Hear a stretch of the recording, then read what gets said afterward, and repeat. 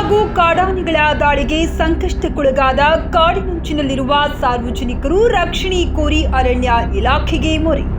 ಬೆಳಗಾವಿ ಜಿಲ್ಲೆ ಖಾನಾಪುರ ತಾಲೂಕಿನಲ್ಲಿ ಕಾಡು ಪ್ರಾಣಿಗಳ ಕಾಟ ಶುರುವಾಗಿದೆ. ಮೊನ್ನೆಯಷ್ಟೇ ಜಾಂಬೋಟಿ ಗ್ರಾಮ ಪಂಚಾಯಿತಿ ವ್ಯಾಪ್ತಿಯಲ್ಲಿ ಬರುವ ವಡಂಗಾವ ಗ್ರಾಮದಲ್ಲಿ ಹುಲಿ ಬಂದು 5 ನಾಯಿಗಳನ್ನು ತಿಂದಿದೆ. ನಾಗರಗಾಳಿ ಗ್ರಾಮ ಪಂಚಾಯಿತಿ ವ್ಯಾಪ್ತಿಯಲ್ಲಿ ಬರುವ ಹುಮ್ರಪಾನಿ ಗೌಳಿವಾಡ ಗ್ರಾಮದ ಸೋನಾಬಾಯಿ ಮಧು ಪಾಟೀಲ ಎಂಬುವವರಿಗೆ ಸೇರಿದ 2 ಎಮ್ಮೆಗಳ ಮೇಲೆ ದಾಳಿ ಮಾಡಿ ಕೊಂದು ಹಾಕಿದೆ.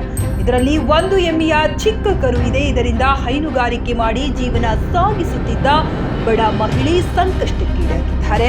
ಮಧು ತಾಲೂಕಿನ ಹಬ್ಬನಟ್ಟಿ ಗ್ರಾಮದ ಹೊರವಲಯದಲ್ಲಿ ಆನೆಗಳ ಹಿಂಡು ಕಳೆದ 5 ದಿನಗಳಿಂದ ಬೀಡು ಬಿಟ್ಟಿವೆ.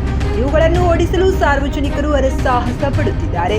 ಅರಣ್ಯ ಇಲಾಖೆಯವರು ಕಾಡು ಪ್ರಾಣಿಗಳಿಂದ ರಕ್ಷಣೆ ಕೊಡಬೇಕೆಂದು ಆಗ್ರಹಿಸಿದ್ದಾರೆ. ವರದಿ ಖಾನಾಪುರ, ವರದಿಗಾರ ಶ್ರೀಕಾಂತ್.